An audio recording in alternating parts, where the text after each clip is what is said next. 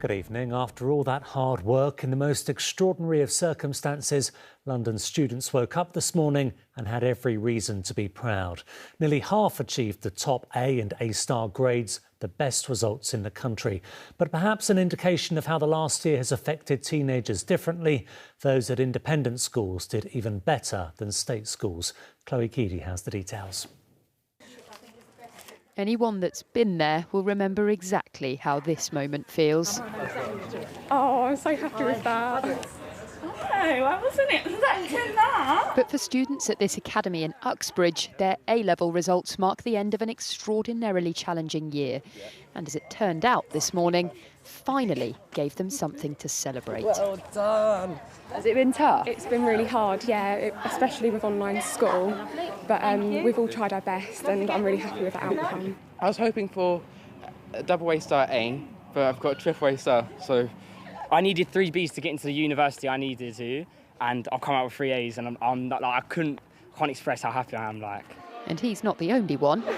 Once again this year, grades were allocated by teacher assessment rather than examination. And once again, overall, they were up.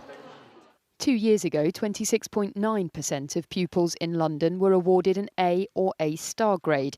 Last year, that climbed to more than 40%. And this summer, it was 47.9%, the highest in the country. Absolutely. Students have got better results this year than maybe in previous years, but it has been an exceptional year. They've been dealing with exceptional challenges, and I think it's, just rewards for all their hard work. But there is concern that this year's increase hasn't been evenly spread and has in fact widened existing gaps. Private schools have seen the biggest increase in their grades, particularly at grade A or higher over the last year. It's up 9 percentage points in comparison to less than 6 at most other types of state schools. And that is going to lead to a huge amount of competitiveness, particularly for places at the top most selective universities. Phone lines were busy at the University of Greenwich's clearing centre today. Now, these guys have been busy answering the phones since 8 o'clock this morning, but because the university's already accepted more students than in previous years, that means it has fewer clearing places to offer. But according to the university's Vice-Chancellor, that's not just because more pupils have achieved higher grades. We've got to remember the demographics has changed, so we've got more 18-year-olds coming through. So I would attribute it to that. I'd attribute it to some students decided not to apply last year and are now applying. But we still have places. Students shouldn't panic. There are options. And with the Education Secretary saying he wants all universities to get back to face-to-face learning from September, prospective students have even more to celebrate. Chloe Keedy, ITV News. A woman has died and 3 others have been injured in a crash involving 2 buses at Victoria Station. It happened during rush hour this morning. It's thought one bus crashed into the rear of another and trapped the woman underneath. Witnesses at the station described hearing screams and seeing people rush over to try to help. The inquest into the death of convicted terrorist Sudesh Aman has been shown the dramatic final seconds of his life as he suddenly charged at police before being shot. The 20-year-old had stolen a knife from a shop on Streatham High Road before stabbing 2 people at random just weeks after he was released from prison. Witnesses today described the unfolding terror as unreal. A warning, Sam Holder's report does contain details of his death. On the bottom right, Sudesh Aman bursts out of a shop carrying a stolen knife, just behind some of the specially trained officers who've been following him. The convicted terrorist runs down Streatham High Street, stabbing 2 people. A scene so quick, so violent, passers-by thought it wasn't real. While being chased by surveillance officers, Sudesh Aman suddenly stopped, turned round and ran directly towards them, knife in hand. They opened fire and he collapsed barely 3 feet in front of them. The inquest today heard that if they had delayed by even a fraction of a second, he would have been on them. The police feared he was planning an attack. This was the morning he carried it out, leaving his bail hostel. The team following him had been moved onto 24-hour-a-day armed surveillance because the day before, he'd made a suspicious purchase on Streatham High Street. Iron brew bottles and tin foil, items they feared he would, and he eventually did, use to make a fake bomb. When he was shot dead, officers couldn't tell if it was real or not. The inquest heard one shouting, "He's got a vest." They were forced to clear people and cars from the area, out of fear that it could explode. They were so worried they only gave one first aid kit to the injured and kept the other in case they were caught in a blast. Sudesh Aman's body was on the pavement for an hour before explosive experts arrived.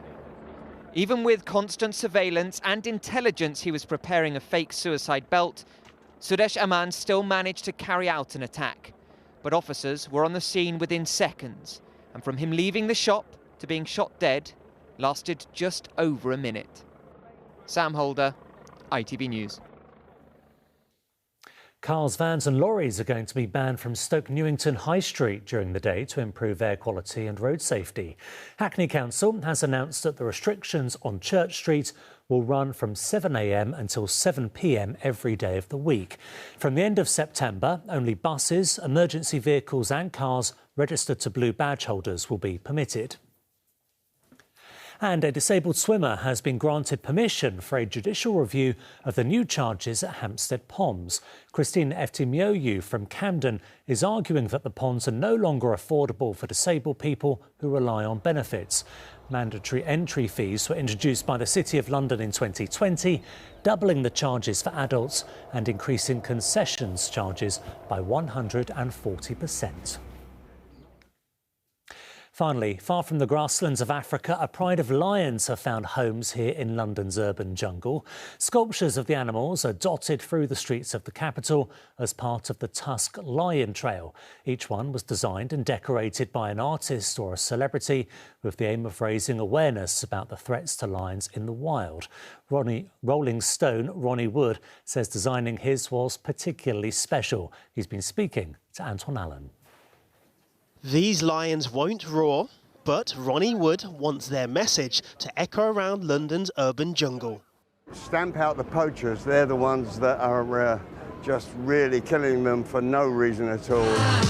As a member of the Rolling Stones, Wood's hands are known for making music, but he also uses them to express his passion for art and causes he supports. Today in Piccadilly Circus, a pride of big cat sculptures have been painted to raise awareness for Africa's declining lion population. When people look at your lion, what do you want them to take from it? I want them to maybe be affected by the words on it. It says fight against the poachers and help save my friends, the rhinos and the elephants. And maybe the children and people will just take note of that. Lions aren't the first animal Ronnie Wood has tried to save. In 2018, he hand-painted a rhino, but today there are more rhinos in the world than wild lions. Ronnie hopes his new painting will inspire children. My kids are always painting anyway, but I mean, hopefully it will spread like wildfire and children can feel free to paint their own lions. Right, please. Sally Wood believes the experience of painting the lions has helped her children understand why animals need to be protected. You to give advice to a parent at home who's trying to teach their children about lions and preserving nature, what would it be? I think just to talk to them, teach them, educate them, read books, watch whatever you can on the television, be interested, let them ask questions and do whatever you can to help. These lions won't be around forever. On November 9th, Tusk will auction the lions to help fund their work, protecting species and empowering African communities. Antoine Allen, ITV News. On to the weather now. Here's Chris Page.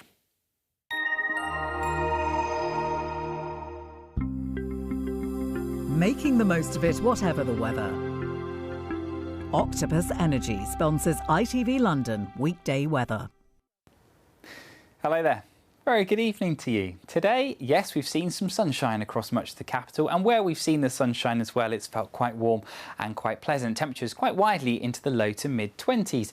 As we go through this evening and overnight, though, we're going to see a little bit more cloud across western parts of the country, but it will remain just about at bay, possibly introducing more cloud across us as we go towards tomorrow afternoon, but it will start to still move in that warm air from the southwest, so we could be seeing temperatures a little higher than what we've seen through this afternoon.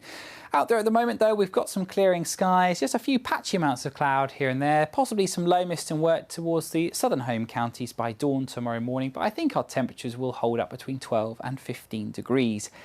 It means that we start tomorrow then, bright skies from the word go tomorrow morning, and then as we go through the day, that weather front just starting to introduce some higher level cloud at times, possibly thick enough to produce the odd splash of light rain through the afternoon as it lowers, and top temperatures 24, maybe 25 degrees if we do see a little bit more sunshine. For Thursday, cloudier skies for a time, but a lot of dry and fine weather into the weekend. Good night. Octopus Energy sponsors ITV London weekday weather. There we are, that's Monday done. We're back on air tomorrow from just after 6 o'clock in Good Morning Britain. For now, though, good night.